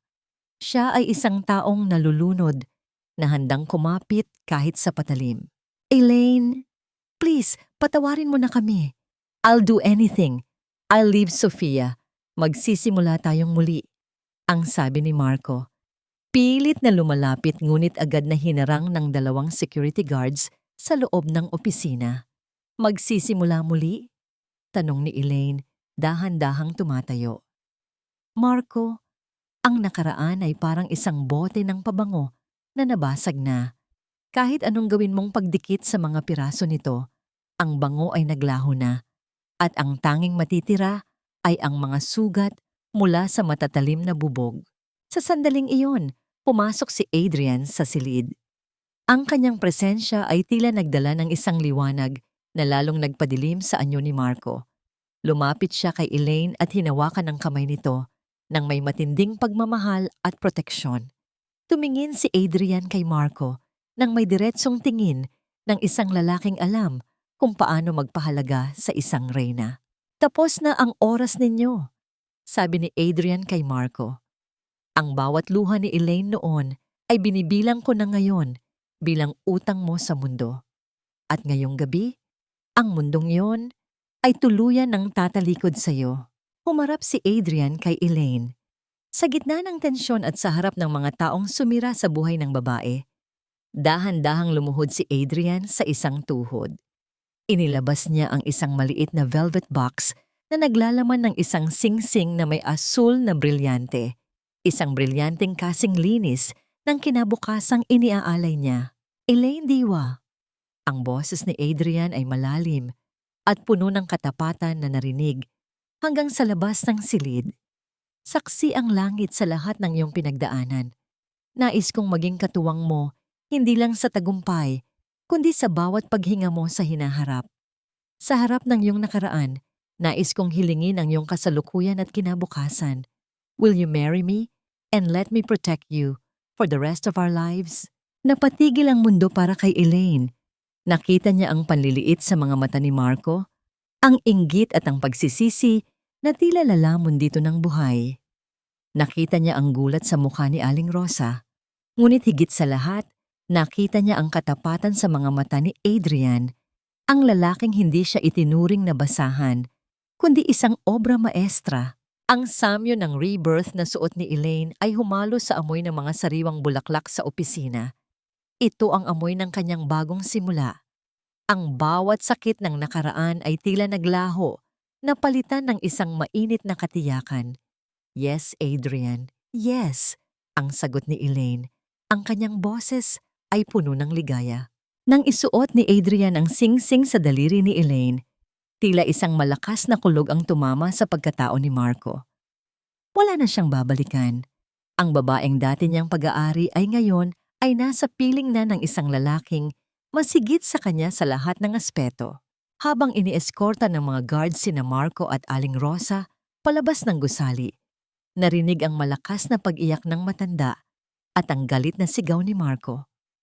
Ngunit para kay Elaine, ang mga tunog na yon ay tila mga anino na lamang na unti-unting nilalamon ng dilim. Naiwan si Elaine at Adrian sa loob ng opisina. Ang kanilang mga puso ay nag-uusap sa gitna ng katahimikan. Ngunit sa kabila ng tamis ng sandaling iyon, isang hindi inaasahang tawag ang natanggap ni Adrian mula sa France.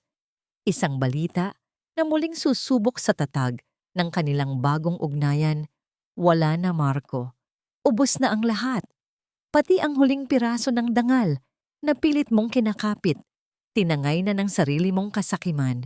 Ang mga salitang ito, mula sa abogado ng pamilyang Imperial, ay tila isang malakas na hatol na nagpaguho sa huling toring buhangin na kinatatayuan ni Marco. Sa labas ng mansyong dati ay nagniningning sa karangyaan, isang dilaw na tape ng foreclosure ang nakapaskil sa malaking gate. Ang mga gamit na dati ay simbolo ng kanilang kapangyarihan ay isa-isang inilalabas ng mga tauhan ng bangko.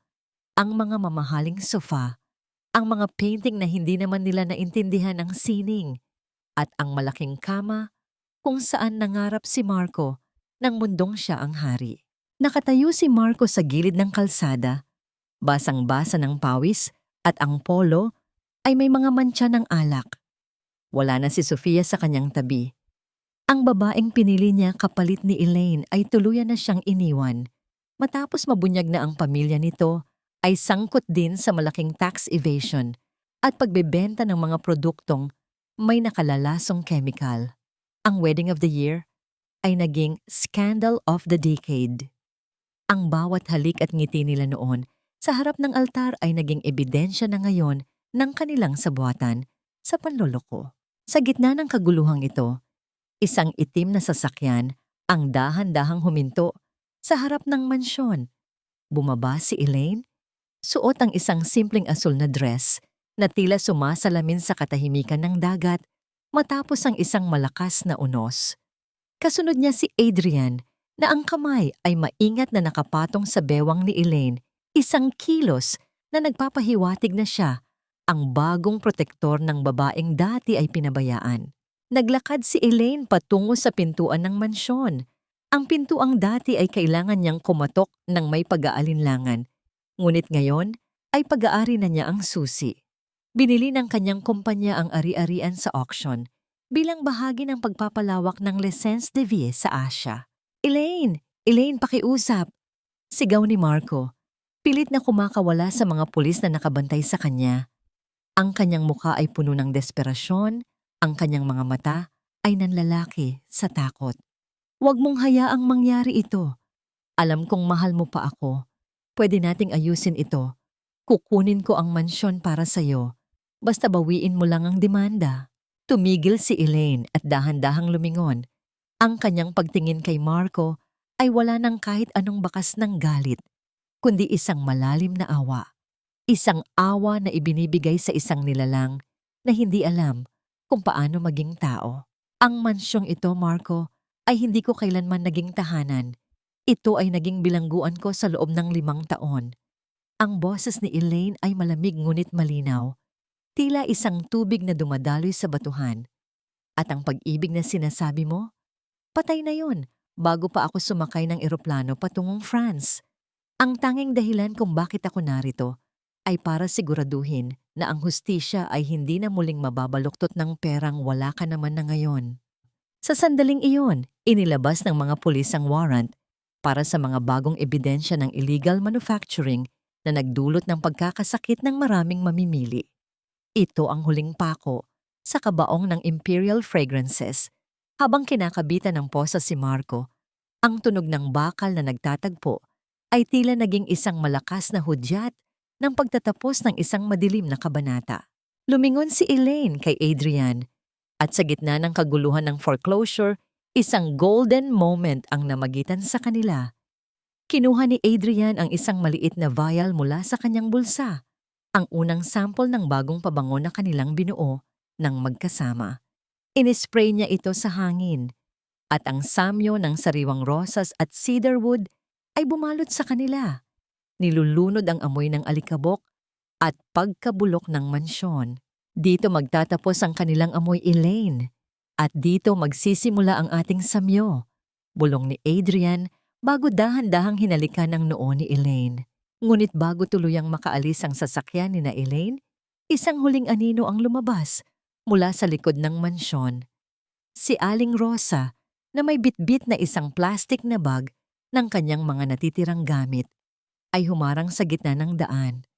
Ang kanyang muka ay punong-puno ng galit at tila nawawala na sa katinuan. May hawak siyang isang bote ng kemikal, isang desperadong hakbang para sirain ang mukha ni Elaine ang mukhang naging simbolo ng kanyang pagkatalo.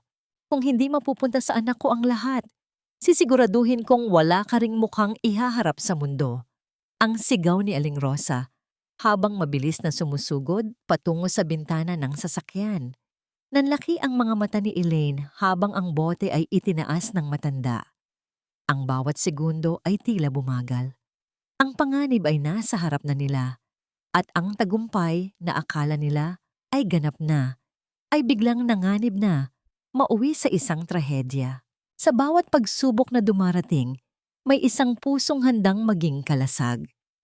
Ang tunay na pag-ibig ay hindi lang nakikita sa mga tula, kundi sa bilis ng pagkilos upang protektahan ang mahal sa buhay mula sa anumang kapahamakan. Ang sigaw ni Aling Rosa ay tila tunog ng isang nasirang plaka na punong-puno ng puot. Sa isang iglap, ang bote ng kemikal ay itinapon niya patungo sa direksyon ni Elaine. Ngunit bago pa man dumampi ang anumang likido sa balat ng babae, isang matatag na katawan ang humarang sa kanyang paningin. Mabilis na hinila ni Adrian si Elaine patungo sa kanyang dibdib, ginagamit ang kanyang sariling likod at ang makapal niyang coat bilang proteksyon. Ang likido ay tumalsik sa gilid ng sasakyan at sa manggas ng suot ni Adrian na agad na naglabas ng isang nakakasulasok na amoy ng asido. Ang tunog ng pagkatunaw ng tela ay tila isang babala ng kung anong pinsala ang maaaring natamo ni Elaine kung hindi dahil sa mabilis na pag-aksyon ni Adrian. Adrian! Ang sigaw ni Elaine. Ang kanyang puso ay tila lalabas sa kanyang dibdib sa tindi ng kaba. Agad niyang tiningnan ang braso ni Adrian. Ang kanyang mga kamay ay nanginginig sa takot na baka nasugatan ang lalaking nagligtas sa kanya. I'm fine, Elaine. Hindi tumagos sa balat ko. Huwag kang matakot. Ang mahinang sabi ni Adrian, bagamat bakas sa kanyang mukha ang tensyon. Ang kanyang unang inisip ay hindi ang kanyang sariling kaligtasan, kundi ang seguridad ng babaeng nasa kanyang bisig. Sa isang segundo, ang mga pulis na nasa paligid ay mabilis na rumesponde. Dinakma nila si Aling Rosa na ngayon ay humahagulgol na at tila tuluyan nang nawala sa katinoan. Ang kanyang mga kamay ay pilit na kumakawala habang ang kanyang mga mata ay nananatiling nakatitig kay Elaine nang may matinding pandidiri. Winasak mo kami! Winasak mo ang anak ko! Ang huling sigaw ni Aling Rosa bago siya isinakay sa loob ng mobile ng pulis. Ito ang huling pagkakataon na makikita ni Elaine ang babaeng naging dahilan ng kanyang maraming gabi ng pag-iyak. Ngayon, ang puot na nararamdaman niya para rito ay napalitan na ng isang malalim na katahimikan. Dinala ni Adrian si Elaine palayo sa lugar na yon. Sa loob ng sasakyan, nananatiling tahimik si Elaine. Ang kanyang paningin ay nakatuon sa bintana habang pinagmamasdan ang mga puno na mabilis na nadadaanan. Naramdaman niya ang init ng kamay ni Adrian na humahawak sa kanyang palad, mahigpit at tila nagsasabing hindi na siya muling mag-iisa. Tapos na ang lahat, Elaine. Ang mga anino ng nakaraan ay hindi na muling makakaabot sa'yo, bulong ni Adrian. Isang buwan matapos ang insidenteng iyon, ang buong Maynila ay tila nabalot ng samyo ng mga bulaklak. Ito ang araw ng kasal ni na Elaine at Adrian. Ang seremonya ay gaganapin sa isang hardin na puno ng mga puting rosas at sampagita, isang pagsasama ng kulturang Pranses at Pilipino. Nakatayo si Elaine sa harap ng salamin. Suot ang kanyang wedding gown na gawa sa pinong lace. Ang bawat tahi nito ay tila sumasalamin sa bawat pagsubok na kanyang nalampasan. Ang kanyang ama, si Tatay Samuel, ay nakatayo sa kanyang likuran. Ang mga mata ay puno ng luha ng kaligayahan. Napakaganda mo, Hija. Kung nakikita ka lang ng iyong ina, tiyak na lulundag ang puso niya sa tuwa, sabi ng ama habang dahan-dahang iniayos ang belo ni Elaine. Sa gitna ng paghahandang iyon, nakaramdam si Elaine ng isang kakaibang hilo, isang mabilis na pag-ikot ng paligid na tila dinala siya sa isang ulap. Napahawak siya sa mesa. Ang kanyang hininga ay bumilis. Agad na lumapit ang kanyang abay para alalayan siya. Elaine, ayos ka lang ba? Baka dahil lang ito sa excitement at pagod sa paghahanda, ang sabi ng kanyang kaibigan. Ngunit may isang bagay na naramdaman si Elaine sa loob ng kanyang katawan. Isang maliit na pintig, isang bagong buhay na tila sumasabay sa kumpas ng kanyang puso. Isang lihim na kanina pa niya gustong kumpirmahin. Kinuha niya ang isang maliit na test kit mula sa kanyang bag na itinago niya simula pa kaninang umaga. Nang makita ang dalawang pulang linya, ang mga luha ni Elaine ay muling pumatak. Ngunit sa pagkakataong ito ay luha ng wagas na kaligayahan. Isang bagong simula, ang tunay na naghihintay sa kanila. Hindi lamang ang kanyang sariling pagbangon ang ipinagdiriwang niya ngayong araw, kundi ang pagdating ng isang bagong pag-asa. Lumabas si Elaine sa hardin kung saan naghihintay si Adrian sa dulo ng altar. Ang bawat hakbang niya sa ibabaw ng mga talulot ng bulaklak ay tila pag-iwan sa bawat pait ng kahapon. Nang magtagpo ang kanilang mga mata, alam ni Elaine na natagpuan na niya ang kanyang tunay na tahanan. Ngunit habang nagaganap ang seremonya sa isang malayong sulok ng bansa, sa loob ng isang madilim at masikip na selda, nakaupo si Marco. Ang balita tungkol sa kasal at sa tagumpay ni Elaine ay nakarating sa kanya sa pamamagitan ng isang lumang dyaryo. Ang bawat larawan ng masayang mukha ni Elaine ay tila isang latigo na humahampas sa kanyang kaluluwa. Ang kanyang huling alas, ang huling pagkakataon na makuha ang awa ni Elaine ay tuluyan ng naglaho. Ang samyo ng rebirth ay tila pumasok hanggang sa loob ng kulungan ni Marco, isang paalala ng lahat nang nawala sa kanya.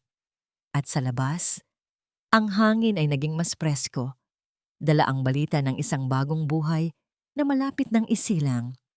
Ang pinakamasarap na samyo sa mundo ay hindi nanggagaling sa pinakamahal na bulaklak, kundi sa hangin ng kalayaan matapos ang mahabang panahon ng pagkakaalipin. Ang bawat paghinga ko ngayon ay hindi na amoy ng pait, kundi amoy ng isang pangakong tinupad ng tadhana. Nakatayo si Elaine sa harap ng malaking bintana ng kanyang bagong opisina sa Maynila. Ang gusaling ito, na dati ay pag-aari ng mga imperial, ay binago na ang anyo. Wala na ang mga madidilim at mabibigat na kurtina. Pinalitan ito ng mga malalaking salamin na nagpapapasok ng liwanag ng araw. Sa labas, ang signboard na Imperial Fragrances ay tuluyan ng binaba at pinalitan ng isang masining na logo ng Lane Diwa, L'Essence de Rebirth. Sa kanyang tabi, si Adrian ay nakatanaw din sa abalang kalsada ng lungsod. Ang kanyang kamay ay protektadong nakapatong sa likod ni Elaine, habang ang isa pa niyang kamay ay dahan-dahang humahaplos sa bahagyang matambok na tiyan ng kanyang asawa. Ang bawat galaw ni Adrian ay puno ng pag-iingat. Tila ba hawak niya ang pinakaimportanteng formula ng kanyang buhay. Everything is in place, Elaine. Bulong ni Adrian. Ang kanyang boses ay may halong pagmamalaki. The Foundation for Underprivileged Women is now operational. Gagamitin natin ang bahagi ng kita ng rebirth para bigyan ng boses ang mga kababaihang dumaan sa pinagdaanan mo. Para hindi na nila kailangang manatili sa putikan. Tumingin si Elaine sa kanyang asawa. Ang kanyang mga mata ay nagniningning. Salamat, Adrian. Dahil sa iyo, natutunan ko na ang tunay na paghihiganti ay hindi ang sirain ng iba, kundi ang bumuo ng isang buhay na napakaganda, kaya wala nang puwang ang galit. Sa sandaling iyon, pumasok ang kanyang tatay Samuel, karga-karga ang isang bungkos ng mga sariwang sampagita mula sa kanilang maliit na garden. Ang amoy ng mga bulaklak ay agad na napuno ang silid, isang amoy na laging nagpapaalala kay Elaine sa kanyang pinagmulan at sa kanyang tagumpay. Ija, may dumating na sulat mula sa korte, ang sabi ng ama. Ang kanyang mukha ay seryoso, ngunit panatag. Binuksan ni Elaine ang sulat. Ito ay ang pinal na desisyon para kay Marco at Aling Rosa. Dahil sa tindi ng mga ebidensya ng panloloko, illegal manufacturing, at ang huling tangkang pananakit. Si Marco ay sentenced sa loob ng 15 taon, habang si Aling Rosa ay inilipat sa isang pasilidad para sa mga may karamdaman sa pag-iisip dahil sa kanyang sunod-sunod na breakdown. Ang lahat ng kanilang ari-arian ay tuluyan ng kinumpiska upang ipambayad sa mga biktima ng kanilang mga pekeng produkto. Walang naramdamang katuwaan si Elaine sa balitang iyon. Ang naramdaman niya ay ang pagluwag ng isang huling buhol sa kanyang dibdib. Ang katarungan ay hindi dumating sa pamamagitan ng kanyang mga kamay, kundi sa pamamagitan ng sariling timbang ng mga kasalanan ni Marco. Lumipas ang mga oras at ang araw ay nagsimula ng lumubog, nagbibigay ng kulay kahel at lila sa kalangitan ng Maynila. Nagpasya silang maglakad-lakad sa garden ng kumpanya. Doon, sa gitna ng mga halamang gamot at mga mababangong bulaklak, huminto si Adrian at hinarap si Elaine. "You know, Elaine, nahanap ko na ang pangalan para sa susunod nating proyekto," sabi ni Adrian habang nakatitig sa papalubog na araw. "Ano iyon?" tanong ni Elaine habang nakasandal sa balikat ng asawa. "Legacy," sagot ni Adrian. "Dahil ang kwento mo ay hindi lang tungkol sa pagbangon. Ito ay tungkol sa kung anong samyo ang iiwan natin sa mundong ito kapag tapos na ang ating panahon." At ang batang ito, muli niyang hinaplos ang tiyan ni Elaine. Siya ang magdadala ng bango ng ating pagmamahalan. Napangiti si Elaine. Ang hangin ay humihip ng marahan, dala ang amoy ng dagat at ang samyo ng rebirth na suot niya. Naalala niya ang gabi ng kanyang birthday, ang ulan, ang hiya, at ang sakit. Ang lahat ng yon ay tila naging isang malabong panaginip na lamang. Ang babaeng umiyak sa ilalim ng ulan noon ay patay na, at ang babaeng nakatayo ngayon ay isang buhay na patotoo na ang bawat sugat ay kayang gawing sining at ang bawat lason ay kayang gawing pabango. "Mahal kita, Adrian," bulong ni Elaine. "Mahal na mahal kita, Elaine. Higit pa sa sining, higit pa sa lahat ng pabango sa mundo," sagot ni Adrian bago niya dahan-dahang nilapat ang kanyang mga labi sa noo ni Elaine. Ang katahimikan ng gabi ay naging isang banal na sandali. Wala nang kailangan pang sabihin. Ang bawat tibok ng kanilang puso ay sapat na para ipahayag ang isang wagas na pag-iibigan na nabuo mula sa abo ng pagkawasak. Ang samyo ng kanilang pagmamahalan ay mananatiling buhay, tila isang obra maestra na hindi kailanman maglalaho ang bango sa paglipas ng panahon. Ang tunay na tagumpay ay hindi nasusukat sa kung gaano karaming luha ang naipatak ng iyong mga kaaway, kundi sa kung gaano kapayapa ang iyong pagtulog sa gabi habang yakap ang mga taong tunay na nagmamahal sa iyo. 5 taon ang mabilis na lumipas, tila isang mabilis na agos ng tubig na dahan-dahang humuhubog sa mga bato ng tadhana. Sa isang malawak na flower farm sa paanan ng bundok makiling, ang hangin ay laging amoy ng namumukadkad na sampagwita at sariwang damo. Dito itinayo ni Elaine at Adrian ang kanilang pangunahing laboratorio. Isang lugar na hindi lamang gawaan ng pabango, kundi isang sangtuwaryo ng pag-asa. Isang maliit na batang babae na may mga matang kasing ningning ng mga bituin at buhok na kasing itim ng gabi, ang masayang tumatakbo sa pagitan ng mga hanay ng bulaklak. Siya si Elena, ang 4 na taong gulang na anak ni Elaine at Adrian. Ang bawat halakhak ng bata ay tila isang himig na nagpapalimot sa lahat ng pait na naranasan ni Elaine noon. "Elena, huwag kang masyadong mabilis tumakbo. Baka ka madapa, anak." Ang malambing na tawag ni Elaine. Nakaupo siya sa isang gazebo, katabi ang kanyang asawa na si Adrian at ang kanyang tatay Samuel na ngayon ay masayang pinapanood ang kanyang apo. Lumapit si Adrian kay Elaine at dahan-dahang inakbayan ng asawa. "Tingnan mo siya, Elaine. Siya ang pinakamagandang formulang nabuo natin. Walang chemical, puro pagmamahal lang." Napangiti si Elaine at isinandal ang kanyang ulo sa balikat ni Adrian. Sa kanyang daliri Nagniningning pa rin ang singsing na asul na brilyante, isang simbolo ng katapatang hindi kailanman nabali. Sa mga taong lumipas, ang L'Essence de Rebirth ay naging isang pandaigdigang tatak, ngunit higit pa sa yaman, ang kanilang pundasyon ay nakapagpabago na ng buhay ng libu-libong kababaihan. Ang mga basahan ng lipunan ay tinuruan nilang maging mga reyna ng kanilang sariling tadhana. Minsan, nakakatanggap pa rin si Elaine ng balita tungkol sa nakaraan. Si Marco ay nananatili sa loob ng kulungan, isang lalaking kinalimutan na ng mundo. Ang kanyang pangalan ay naging isang babala na lamang tungkol sa kasakiman.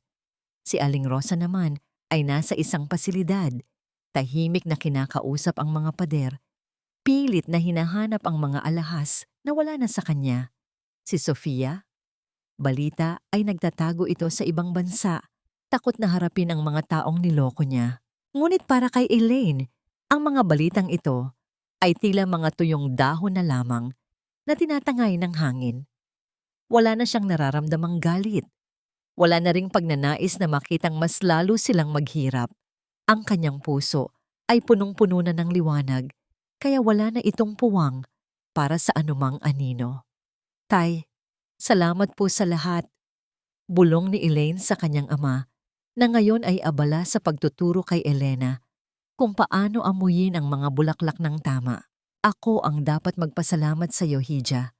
Dahil hindi ka sumuko, nabigyan mo ako ng pagkakataong makita ang ganitong kagandahang buhay. Sagot ng matanda nang may ngiti ng kaganapan. Sa paglubog ng araw, ang buong farm ay nabalot ng isang kulay gintong liwanag. Kinuha ni Adrian ang isang maliit na vial mula sa kanyang bulsa, isang bagong pabango na sadyang nilikha para sa araw na ito. Isinabog niya ito sa paligid at ang samyo ay tila isang yakap ng langit.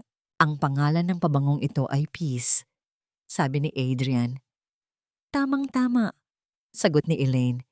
Dahil sa wakas, Adrian, ang bango ng ating buhay ay wala ng kahit anong pait. Naglakad ang mag-asawa patungo sa kanilang anak, habang ang samyo ng sampagita ay sumasabay sa kanilang bawat hakbang.